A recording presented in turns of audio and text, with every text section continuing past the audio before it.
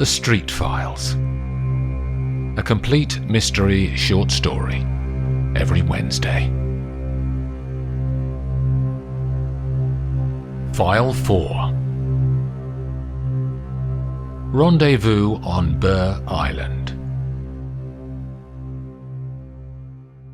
The best bedrooms in the Burgh Island Hotel have a clear view of the sea. These are the rooms that the guests stay in who always want the best things in life. Major Charles Sully is one such guest. As he sleeps in the thick Egyptian cotton sheets, his breathing is steady. Sully has no worries, no things that could damage his perfect life. After 25 years in the British Army, he will leave at the end of next week. A brief speech by his commanding officer, handshakes and the gift of a decanter will mark the last hour of his service for his country. There's no Mrs. Sully beside him, as she walked out on him when their third child was 1 year old. The authorities took the children into care, and the Major has not seen them since. On the face of his Omega watch on the bedside table, the analog hands show 2:10. The moonlight outside outlines the edges of the curtains at the window until a shift in the shadows moves across the room. His breathing maintains its steady rhythm, but now someone else is here. Silent footsteps on the thick carpet, feet placed carefully so as not to disturb the peace of the Major's slumber. The shadow moves slowly, not rushing, because this moment has been planned for a long time. A gloved hand picks up a pillow from where Mrs. Sully would have been, and the shadow walks around the bed. The Egyptian cotton pillowcase touches the Major's face, and it keeps going. The shadow is pressing down now. The Major wakes and tries to breathe, but there's no air to inhale through the pillow. It doesn't last long. A minute later, the pillow is lifted and the Major has breathed his last. The pillow is replaced on Mrs. Sully's side of the bed, and the bedroom door barely makes a noise as it is closed, and the shadow slips away in the darkness to their own room. Olivia Street leaves her white complimentary bathrobe on the hook in the bathroom and steps into the shower. She can see the sunlight rolling in from the opaque window on the far wall, and it reinforces in her mind that this hotel, at this time of year, was the right choice for a weekend break with her daughter Poppy. When Poppy finished her summer job last week and Olivia closed off a legal case for a client in Paris on the same day, they talked on the phone and both thought that a few days away on the coast sounded like a good thing. It has long been an ambition of Olivia's to stay here at the Burgh Island Hotel, with its Art Deco original features and its romantic setting on its own island off the English coast. All of that is made more compelling by the fact that the tide cuts the place off twice a day, and the only escape is via a tall tractor that pushes through the water from the mainland and the village of Bigbury-on-Sea. Breakfast is served in a bright restaurant that, like many of the rooms in the hotel, seems to have wide, expansive views of the sea in every direction.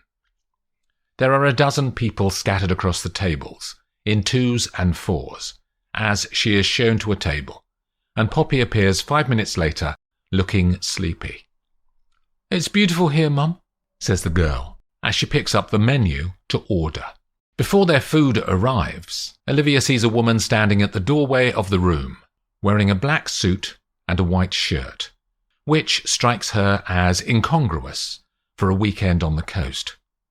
The woman seems to be negotiating with the maitre d'hotel, who eventually raises his palms to her as a sign of her winning the discussion.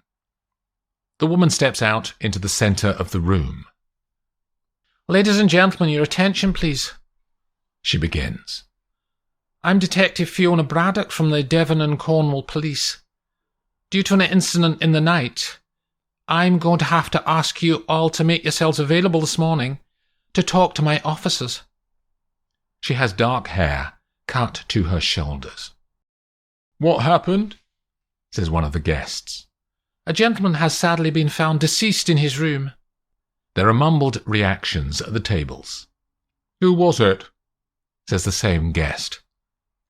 Major Charles Sully, says the inspector. I must ask all of you to remain on the island until I have spoken to an officer.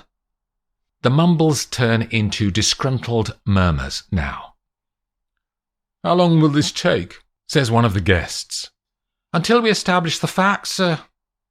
Braddock's voice is flat, and her response stops the man from asking any more.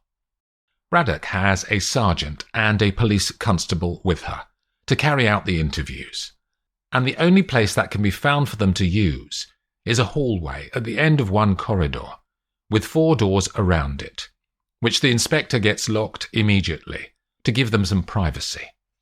I was going to have a swim and read anyway, says Poppy to her mother. Olivia says she'll do the same as her daughter, so they swim in the pool, then sit on loungers outside. Poppy is reading Lord of the Flies, while Olivia has bought The Secret of Secrets with her. Constable Grellan approaches them. Are you Olivia and Poppy Street? He says. That's us. Would you come and talk to the inspector? He raises his arm and the women follow him to the end of the corridor, where Braddock has requisitioned 3 chairs and a side table for her makeshift office. After introductions, the inspector says, Tell me what the 2 of you did last evening, Miss Street. We only arrived at 7 after driving down from London, says Olivia. It was a high tide, so we caught the tractor across and had dinner. Did you see the deceased, Major Sully? We don't know him, says Poppy. Do you have a photo? Says Olivia, and Braddock picks up an iPad next to her. She flicks through some screens before turning the device towards them. Oh, I did see him, says Poppy. He was helping some old woman who had fallen over. Can you describe her? Grey hair, smallish, wearing a long blue skirt and a matching cardigan. Did you hear their conversation? No. Inspector, I'm a lawyer, says Olivia. Can I ask how the Major was killed? Professional interest, you know. Braddock pauses, then seems to decide something. Suffocation. With a pillow. What makes you say that? If you're going to kill someone, and you're in their bedroom at night, it's the most obvious weapon.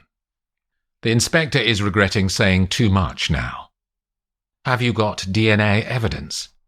I can't talk to you about the investigation, Miss Street. I know there were 12 guests last night in the hotel, because the woman on reception mentioned it. Was that 6 couples? The Major was alone, says Braddock. So no. 5 couples and 1 other singleton, Sarah Downs. Grey hair, smallish, wearing a long blue skirt and matching cardigan, says Poppy, smiling. Inspector, we can help you, says Olivia. Some of the guests may be reluctant to talk to the police or tell you everything, but they may talk to us. We're fine, Miss Street, thank you, though, says Braddock. I need to get on. I'd like to ask you to give a DNA sample. A cheek swab, that's all. We're making everyone do it. Standard procedure. Olivia and Poppy are guided out by Constable Grellan, who offers them buccal swabs, and they swipe the inside of their cheeks, then put them into sample tubes. As they leave, an auburn-haired couple are shown in to speak to the inspector. I saw those 2 arguing this morning, says Poppy, quietly to her mother. They were both going at it like hammer and tongs. On their way back, they pass through reception. The woman who was on shift when they arrived last night is working again. Hello, Carol, says Olivia, reading from the woman's name badge. Hello, Miss Street. How are your rooms? Lovely, thank you. Can I ask you, Do any of the staff stay on the island overnight? One stays. It was me last night. Sometimes guests want to check in late, so one of us stays over. It depends on tides. You'll know about this sad news overnight. Did you hear anything unusual? Nothing, but the bedrooms for staff are on the far side of the building, not near the guests' rooms. Okay, thank you. They return to their lounges, but Poppy is already planning. Mum, why don't I go and chat to people? We may find out something useful for the police. Olivia nods. I'm thinking the same. So what have we got? Says Poppy. 12 guests in the hotel, including us and the dead guy. So 9 people who could have done it. And Carol on reception. She doesn't look like a killer, Mum. What do they look like then? Olivia smiles. All right. 10 people who could have done it. Sorry to nuance your words, Poppy, but to be clear, 10 people had opportunity, says Olivia. And murder is about the conjunction of opportunity and motive. Those two are the crosshairs that result in death. I can talk to that young arguing couple when they come out from the police chat, says Poppy. I'm going for a wander to see who I can find. She walks into the hotel and in the bar finds 2 women in their late 30s. In her mind, she's only going to find anything out by getting stuck in. So she walks straight up to them. This thing's terrible, isn't it? She says. One of the women has long blonde hair, tied back in a ponytail, and her blue watery eyes blink behind tan-coloured glasses. The other is dark, with black kohl outlining her dark eyes. Creepy, I think, says the blonde one. Poppy sits down. Did you hear anything? She says. I heard something, says the brunette. A door slamming? Are your rooms near where he died, then? We're in one room. We're a couple, says the blonde one. I'm Kathy. This is Bella. What else did you hear last night? Poppy flicks her eyes to Bella. Like I said, just a door slamming. Did it wake you? Poppy watches the woman's eyes. No, I was awake. I don't sleep when I'm in strange beds. Did you ever talk to the dead guy? Says Poppy. Yeah, we did, says Kathy. We arrived the day before yesterday, the same day he did. We got chatting on the tractor as we came across the bay. What was he like? All right. We'd more like, says Bella. What did he say then? Like we should all have dinner one night while we're staying? The conversation is interrupted by the auburn-haired couple arriving in the bar after their police interview. The woman in the couple is angry. Why did you say that to the police? She says, trying to keep her voice down but failing. It's the truth, isn't it? Says the man. You can't keep things secret forever, Tina. She storms out. Poppy excuses herself from Claire and Bella and walks over to the man. It's a difficult time. Everyone's on edge. He eyes her with suspicion. I'm Poppy. I fancied a coffee. Do you want to join me? He breathes out through his nose and doesn't answer. I could do with talking about it all anyway, she adds. Okay, yeah, sure. They order cappuccinos from the barman and sit at the far end of the room near the windows. He watches the waves crashing on the sand across on the mainland, and he's quiet. What's your name? James. Is she your girlfriend? Sister. Angry, isn't she? You get used to it. What do you do? You're full of questions, he says. I'm an architect. I always fancied that job. Sitting at a drawing board in your luxury penthouse overlooking some international city. He smiles now. Are you here on holiday? She says. Family reunion. What's left of us, that is. A death in the family? Just our dad. I'm sorry. Why? Did you kill him? His face is serious, then breaks into a smile. I always say that when people apologise for his death. Why do people say that? Being sorry for the sadness it brought you, she says. and he can't think of a clever retort this time. What does your sister do? Finds rich men and takes their money. Poppy smiles now. Is she older than you? No, I've been looking after her since she was 2. Does she need looking after? He's about to reply when Tina appears in the doorway, her eyes ablaze when she sees the two of them are having coffee. "I'd better go," says James. On the terrace, Olivia has a different tactic. She continues to read her book and is the only person on the loungers when a couple walks out into the sun. "Are these free?" says the man. "Yes, my daughter was here, but she's disappeared somewhere." This couple are both dark-haired and studious. Both are wearing black glasses and grey clothes. "I'm Olivia. Clive and Una Carter," he says, as they both sit simultaneously. "Have you spoken to Inspector Braddock yet?" "Yes, we don't know anything," says Una. "Our room is right next door to the dead man's," says Clive. "They taped off our door at first.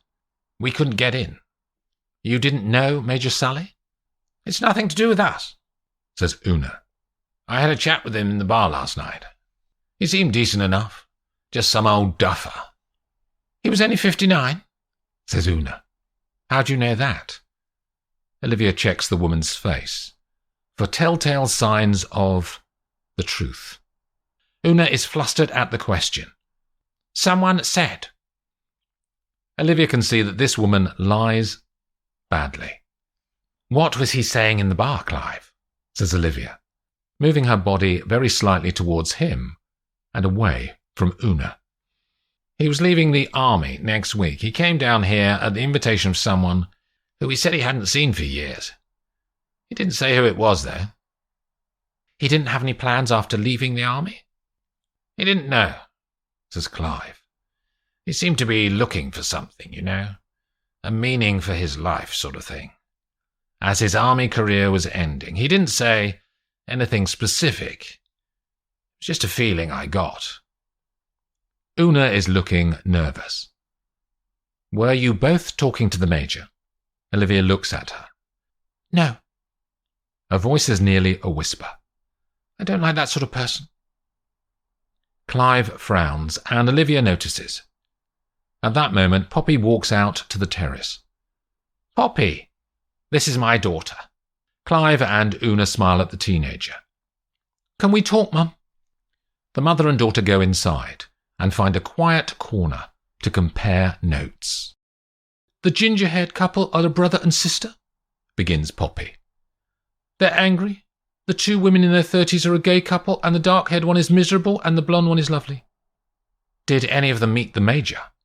"Yes, all of them," says her daughter. "He seems harmless." "That couple on the terrace is similar. The man talked to Sally, but she was frosty and wanted to avoid talking about him." "So we got the old lady and one more couple to go?" says Poppy. "I'll do the old lady. She looked nice."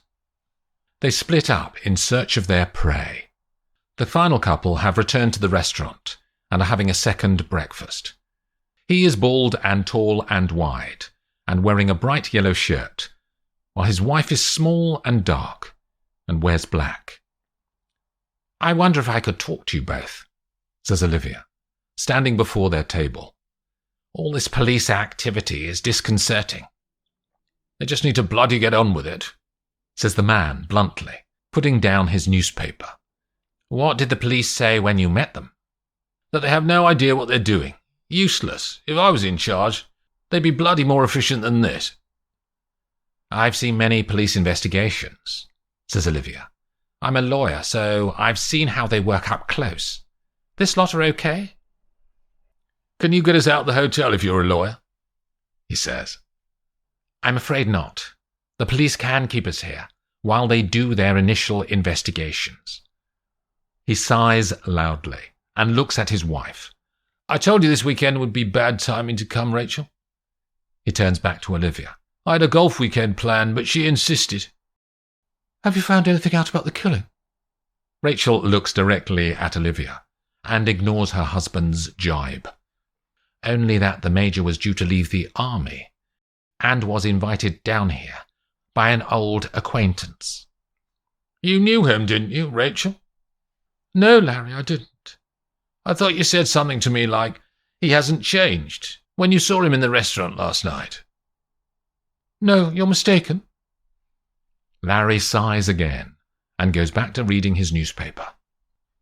How long are you here for? Says Olivia to Una. Just 2 nights. It'll be all over by then. Olivia is sorely tempted to ask more about the woman's precise wording in her answer, but she thinks that she won't be honest with her husband, lurking behind his newspaper. There's only one pub on Burgh Island, and after Poppy has not managed to find the old lady inside the hotel, she walks out of the front door and down the hill to the Pilchard Inn to see if the woman is there. Poppy is in luck.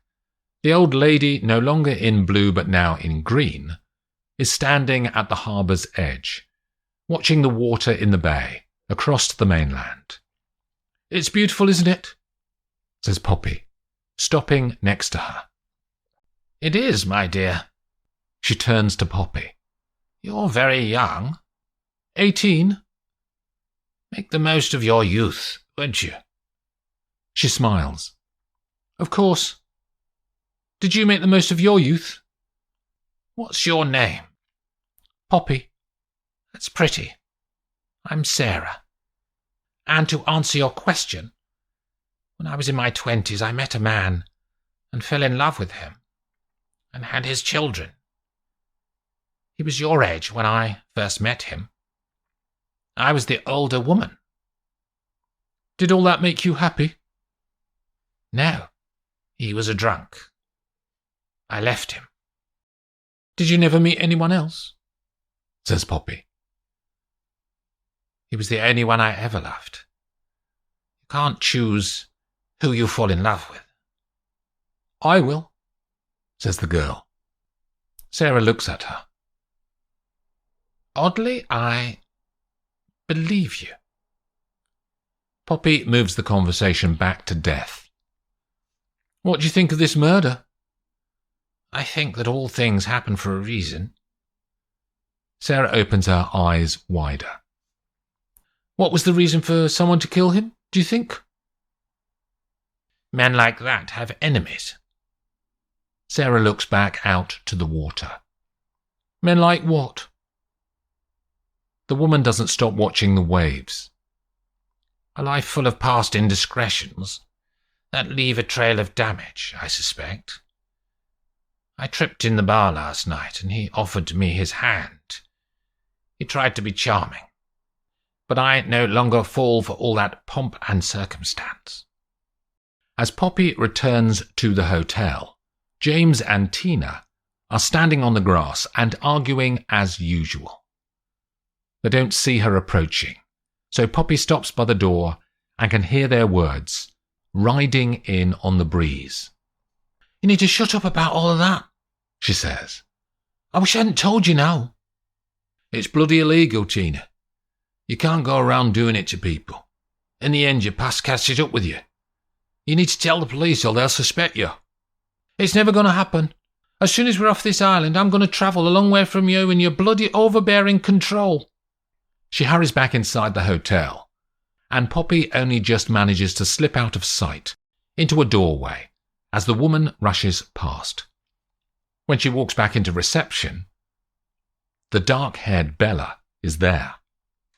Still sticking your nose in? She says to Poppy. What's your game? Poppy can feel her own hackles rise. My mum's a lawyer and we're seeing if we can help the police find the killer. Do you have a problem with that? You don't have the authority to ask questions. It's just chatting. You don't have to tell me anything. But you being all angsty like this tells me more than any words might say. People only do this when they're covering up for something. Honest people don't have to invent all the time like you do. Piss off, says Bella, and she pushes past Poppy and goes outside. Olivia is at the bottom of the stairs as Poppy gets to the same spot. That bloody woman. Which one? Bella something or other. I hate dishonest people. Everyone lies, Poppy, Sometimes. What else have you found out in your travels? The old lady is lovely, all philosophical and wants to give life advice, but she's just an old lady, really. I spoke to the inspector again, says Olivia. There are no signs of a break-in. The door is undamaged, so the killer had a key. There's only one place to get keys, Mum, and that's reception from the lovely Carol. Poppy is still annoyed from her Bella conversation. She puts her arm around her daughter's shoulders. Let's go and ask her. They've returned to the front door, and Carol is there. Carol, how many keys do you give each guest? Says Olivia. 1 or 2, depending on what they ask for. They're key cards, and I program them before the guests arrive, so it's quicker to check them in. So you created 2 key cards for Major Sally's room? Says Olivia. The woman nods. Did he take both of them? No, 1. What happened to the other one? I don't know. I usually cancel them straight away if a guest only wants 1. But there was a rush of guests off the tractor when he arrived. I put it to one side to cancel later, but I couldn't find it. Who was on the tractor with Sally? I know that, Mum, says Poppy. The lesbian couple, the nice one and the evil one. They talked to him on the tractor. And no one else? Olivia looks back at Carol. There was another tractor crossing immediately after that. Mrs. Downs arrived then. The old lady in blue. Olivia looks at Poppy again, as the police inspector walks past, holding a manila folder. Inspector, can we talk? Olivia beckons Poppy to come too, and they walk out to the doors that lead to the pool. There was a spare key card that went missing, says Olivia. 2 sets of guests arrived at the same time as Sally. They were Mrs. Downs and Cathy and Bella. OK, we'll search their rooms, says Braddock. There's something else too. We'll need to redo the DNA samples, I'm afraid. Did something go wrong? They must have got contaminated, says the inspector. Half the samples came back with the same DNA. I'm sorry about that. Constable Grellan will come and find you. Could I see the results? Says Olivia. I've got them here. The inspector opens the folder in her hand. 13 sets of DNA. Olivia looks at them all and thinks for a second. Of the 13, 5 show a familial connection. She says as she reads from the printouts. Major Sally, Sarah Downs, Bella, Una and Rachel. Yeah, like I said, we'll redo them. Grellan must have corked up and mixed up the buccal swabs. No, Inspector. Constable Grellan did the job perfectly. What do you mean? Says Braddock. They're all one family. Taking a punt and looking at their ages, I'd say they are a father, a mother, and 3 daughters. Why don't you invite those 4 women for re-interview and see what happens? 10 minutes later, Constable Grellan has found each of the 4 women and asked them to attend for a meeting with the inspector. At Olivia's suggestion, he puts 1 woman behind each of the 4 doors around the hallway that the police have been using as their temporary office. Constable, says Olivia, can I suggest that you search for the missing keycard in room 7? He looks at Braddock, who nods, and he hurries away. Braddock stands at one end of the long room and allows Olivia and Poppy to stand at the back. The inspector calls out, Madam, would you like to come out now? All of the doors open, and the 4 women step out. Grellan arrives back. I found a missing keycard, he says, in room 7. Let me have a look, says the inspector. She reads from the guest list printout in her hand. Room 7, Mrs. Sarah Downs. She looks up at the woman. Inspector, if I may. She is also mother to Bella, Una and Rachel here, and widow. to the late Major Charles Sully? Was it a family reunion? Mrs. Downs. Mum, what have you done? Says Bella. Was the dead man our father? And Sarah Downs closes her eyes. The Street Files. A complete mystery short story every Wednesday.